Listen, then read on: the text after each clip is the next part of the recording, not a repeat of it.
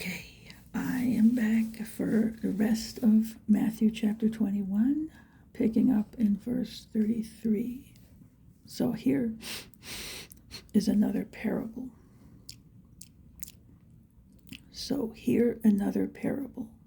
There was a certain landowner who planted a vineyard and set a hedge around it, dug a winepress in it, and built a tower. And he leased it to vine dressers and went into a far country. Now when vintage time drew near, he sent his servants to the vine dressers that they might receive its fruit. And the vine dressers took his servants, beat one, killed one, and stoned another. Again, he sent other servants, more than the first, and they did likewise to them. Then, last of all, he sent his son to them, saying, "They will respect my son." But when the vine dressers saw the son, they said among themselves, "This is the heir. Come, let us kill him and seize his inheritance." So they took him and cast him out of the vineyard and killed him.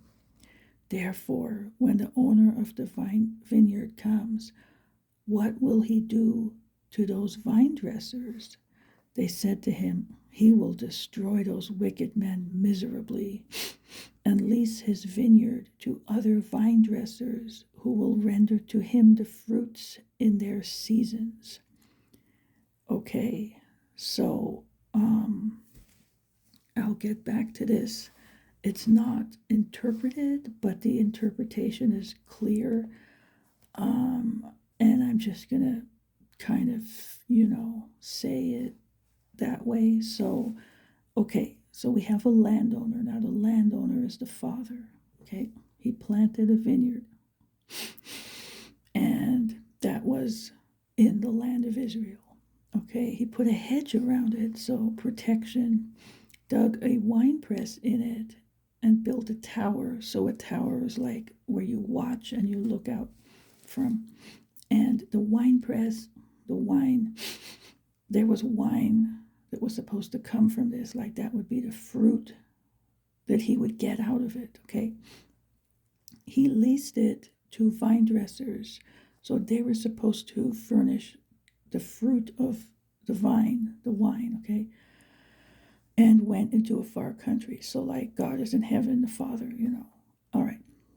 And leased it, those were the people in charge, all right.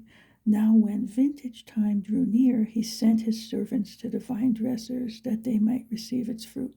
These would be the Old Testament prophets, those guys, all right. And what happened? They were martyred, right? And that's history shows that they were. And Jesus confirms it as well, that that's what happened, all right, in many places.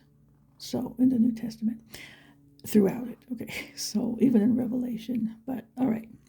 And the vine dressers took his servants, beat one, killed one, and stoned another. So that's what happened.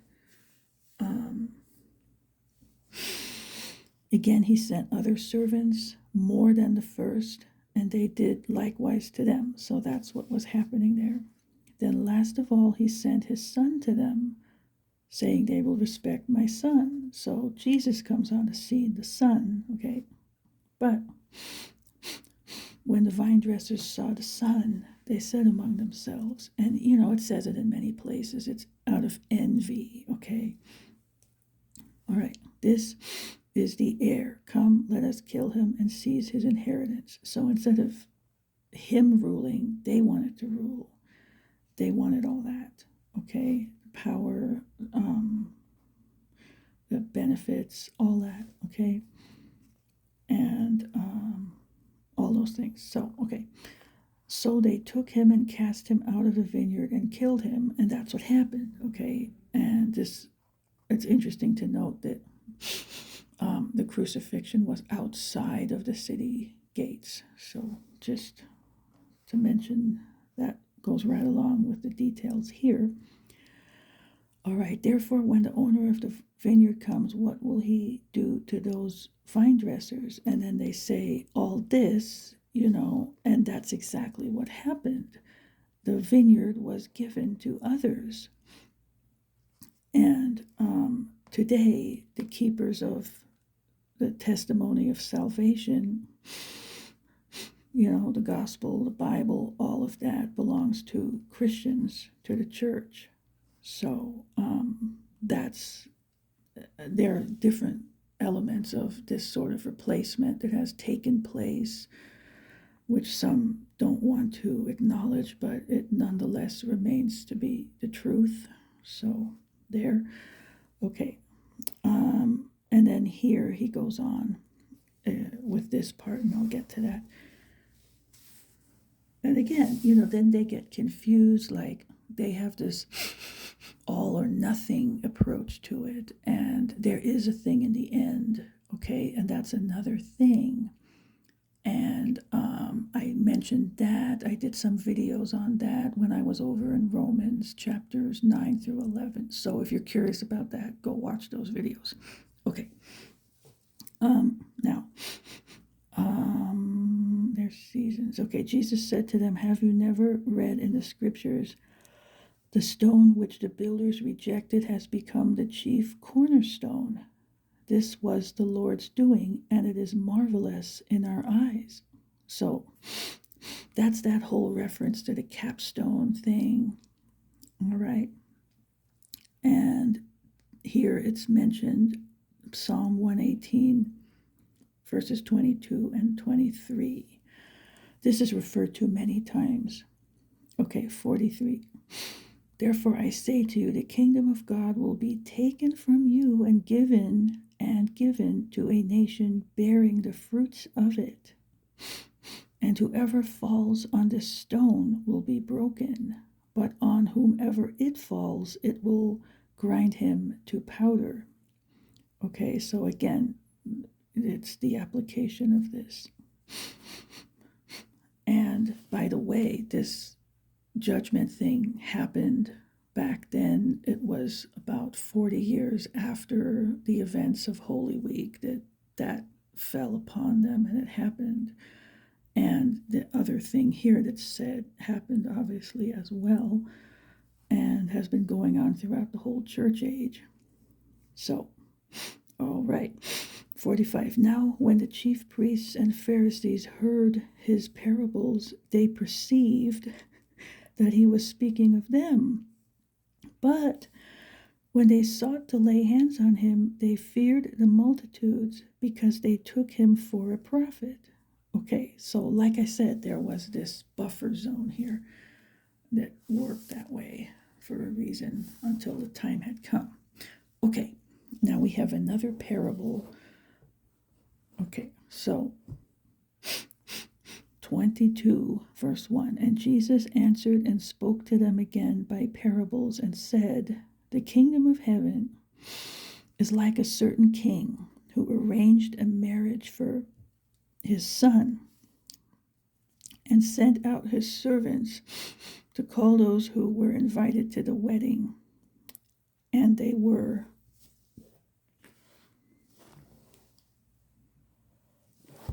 not willing to come.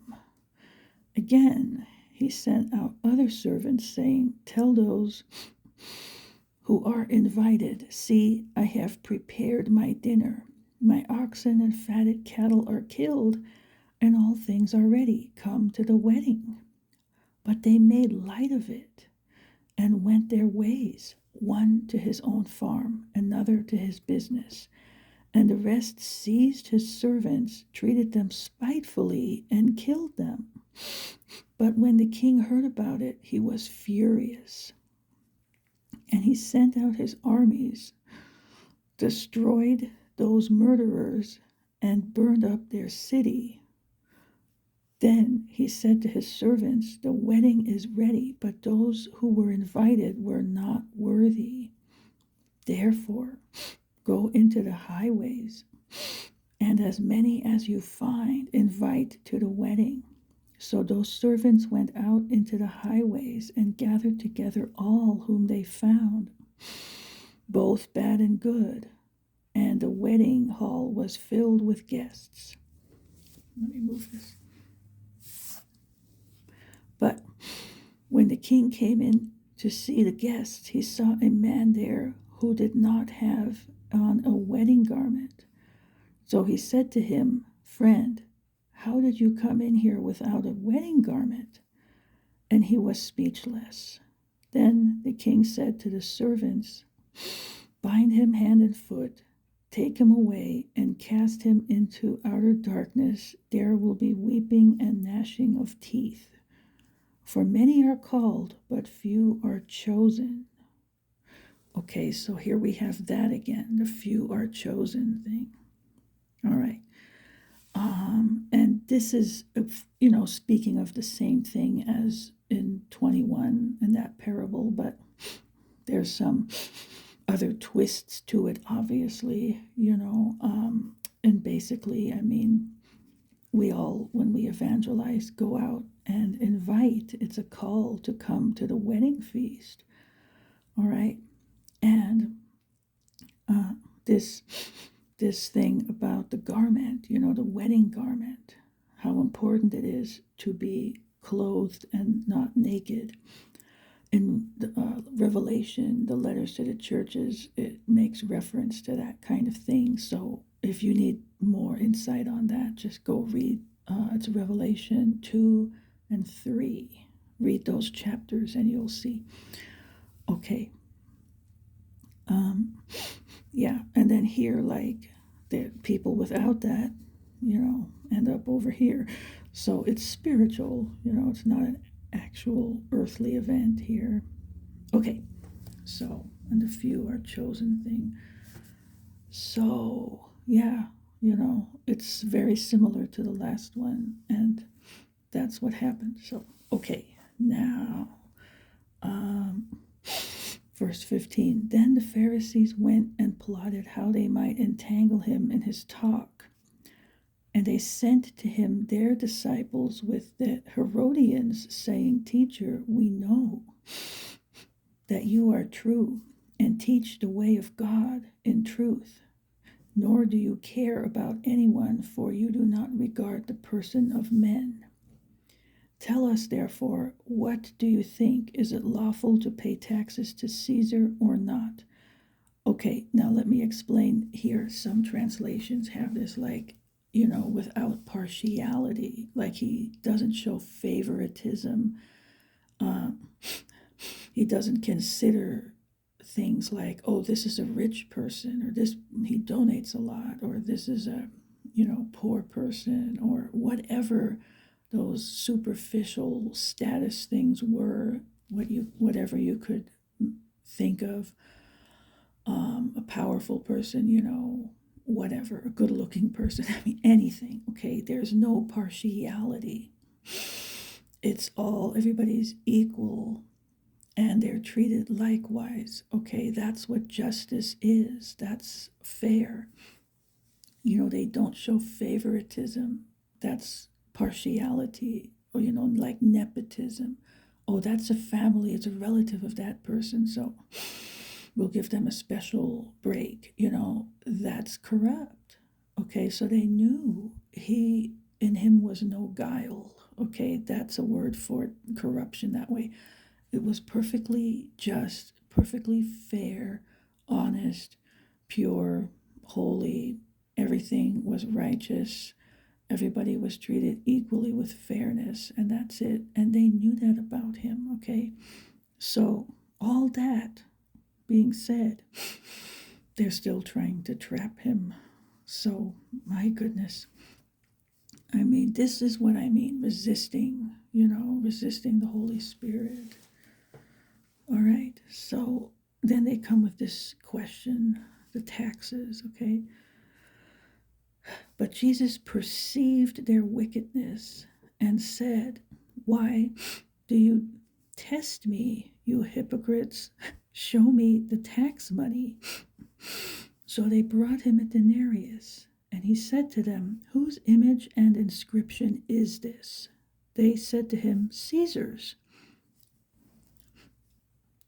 And he said to them, Render therefore to Caesar the things that are Caesar's, and to God the things that are God's. When they had heard these words, they marveled and left him and went their way. So it sorts it all out, that way. Anyway, you could say a lot of things about money about this, but again, I'm trying to avoid rabbit trails. 23. The same day the Sadducees, who say there is no resurrection, came to him and asked him, saying, Teacher, Moses said that if a man dies having no children, his brother shall marry his wife and raise up offspring for his brother. Okay, that's that law I mentioned many times, all right? It's in the Old Testament. Okay, 25. Now there were with us 7 brothers. The first died after he had married, and having no offspring, left his wife to his brother. Likewise, the second also, and the third, even to the 7th. Last of all, the woman died also. Therefore, in the resurrection, whose wife of the 7 will she be?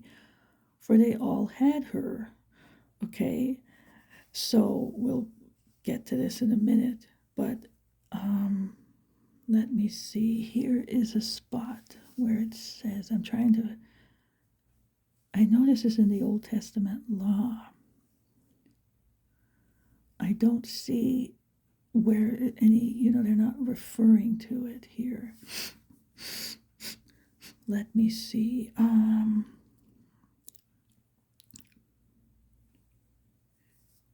Well, we'll get to it when we get there, but I would think they would have included that footnote. Well, okay, it's in there. You'll see it. Okay, but you know what's funny? I mean, I can't help it every time I read this. So what it is, all right, a man had a wife, and this was one of 7 brothers, the man, okay? So he died. They had no children. And what happens is, if the brother is available, or I guess even if he's not, because they have more than one wife, so sometimes. So his brother shall marry the wife and raise up offspring for his brother. So that's what I was saying. So the brother takes her as his wife, and let's say she has a child by the brother.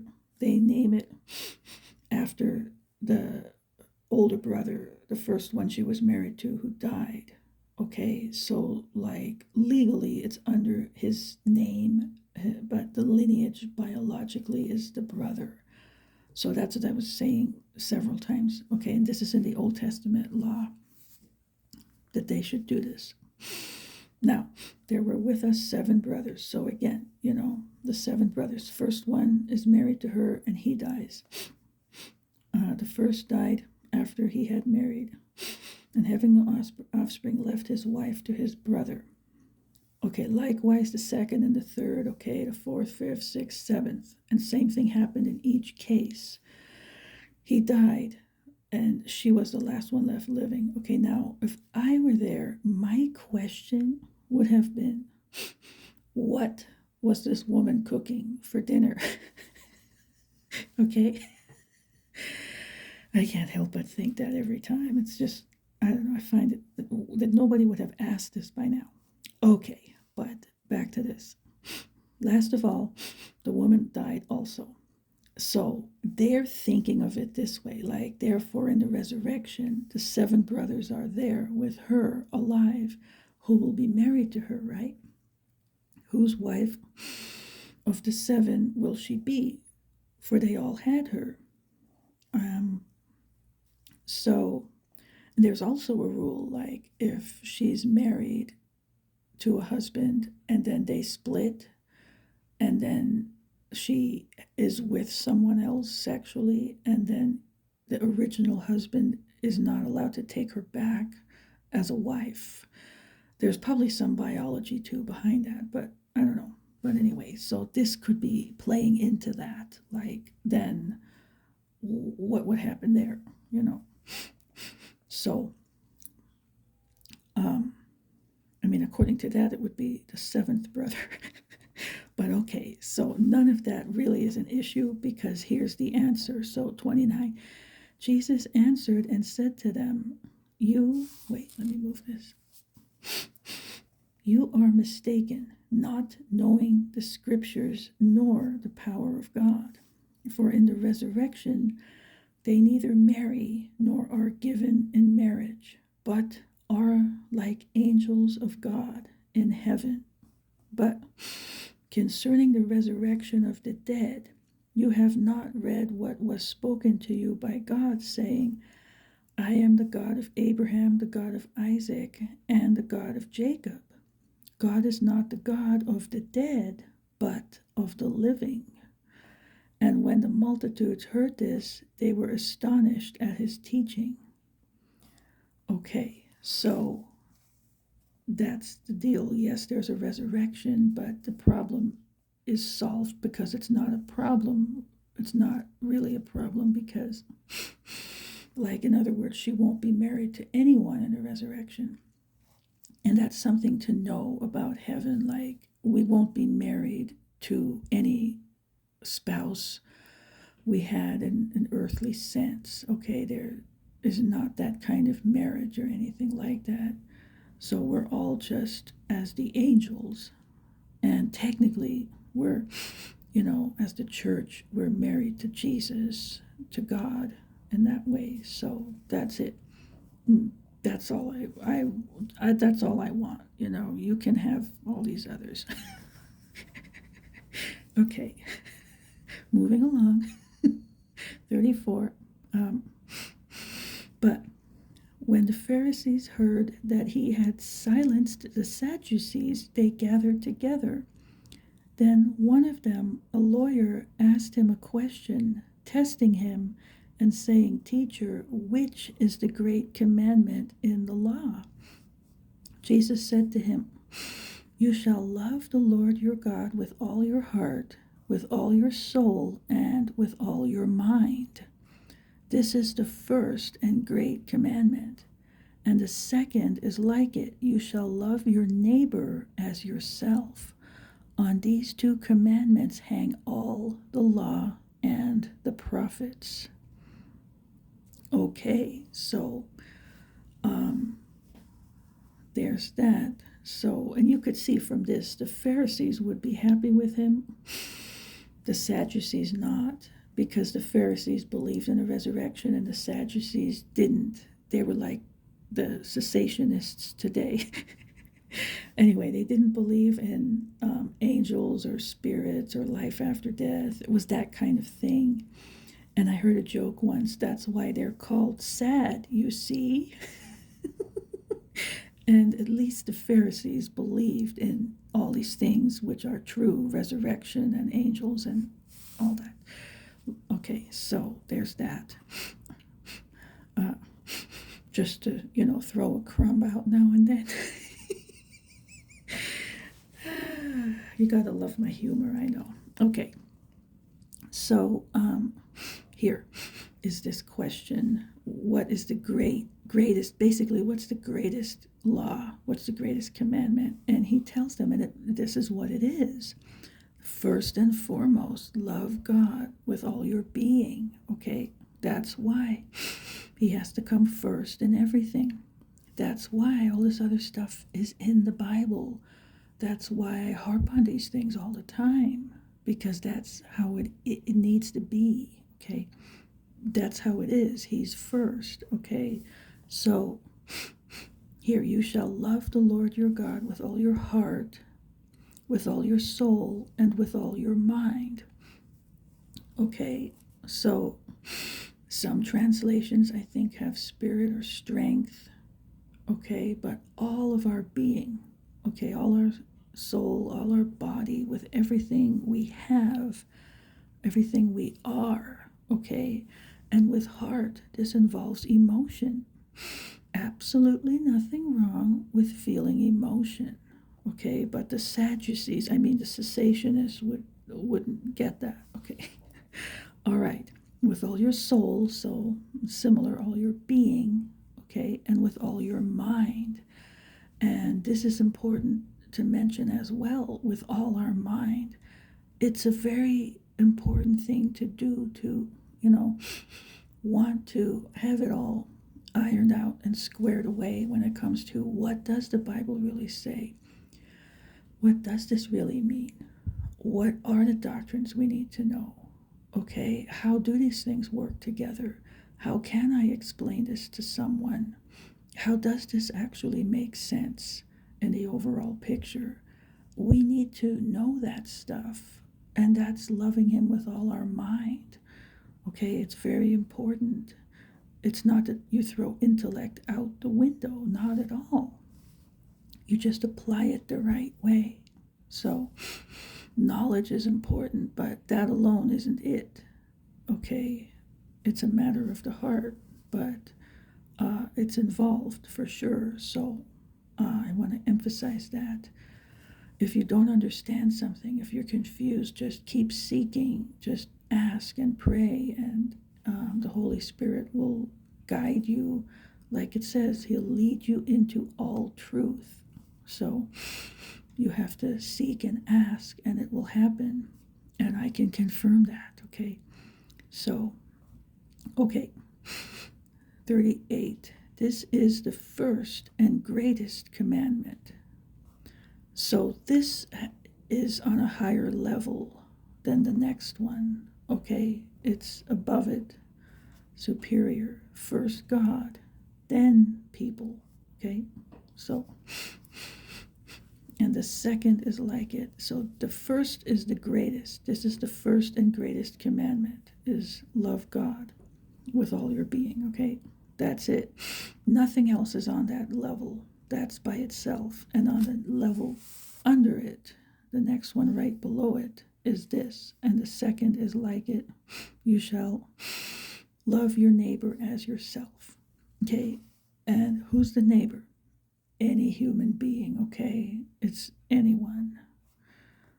All right? On these two commandments hang all the law and the prophets. So, like I was saying earlier, love is the spirit of the law. It's love. Okay? First, we love God. That's on the top level, and right on the level under it is love for humanity. Okay? Jesus says, love your enemies. There's no exception here. Okay. Let me see. Let me look. Nope, no exception. Okay. 41. All right. While the Pharisees were gathered together, Jesus asked them, saying, what do you think about the Christ? Whose son is he? Okay, see, so they had a turn to ask a question. Now it's his turn to ask a question, and he challenges them and traps them. And that happens many times too, and it's kind of funny. Okay, so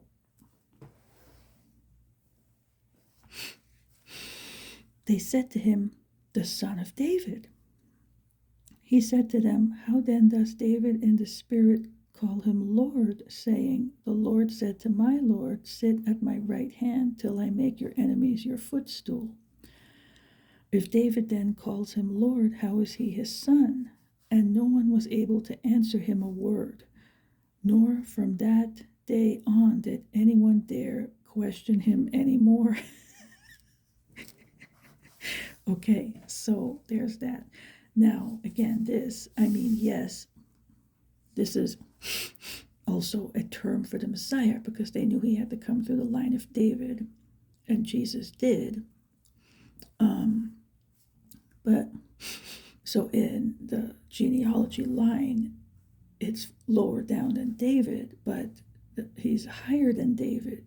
He's elevated above David. The title of Messiah and everything that Jesus is higher than David,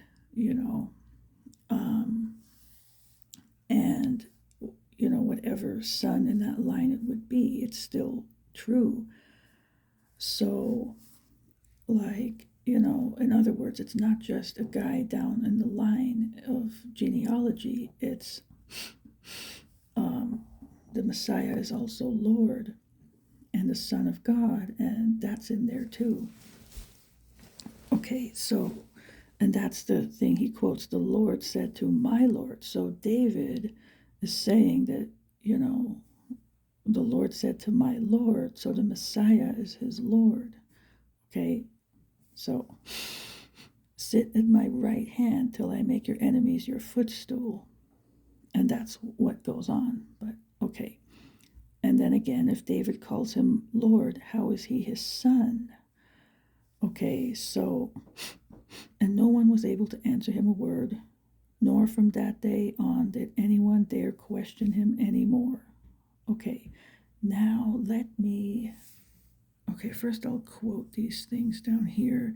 So for 22 verse 32, it's Exodus 3, 6 and 15 are the verses. And then chapter 22, 37, it's Deuteronomy 6, verse 5. Chapter 22, 39, it's Leviticus 19, verse 18. Chapter 22, verse 44 is Psalm 110, verse 1. That's it. Now, before I end this one, I want to run over here real quick.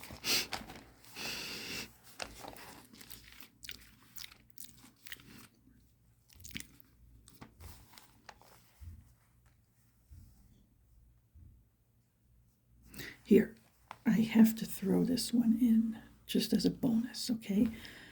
And then tomorrow I'll pick up with chapter 23 and on. Okay, so this is Proverbs here. Proverbs chapter 30. And I'm going to read verse 4.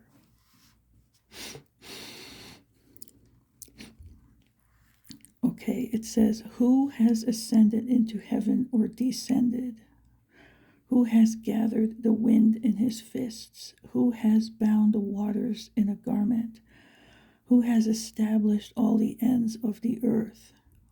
Right? Well, who could that be, right?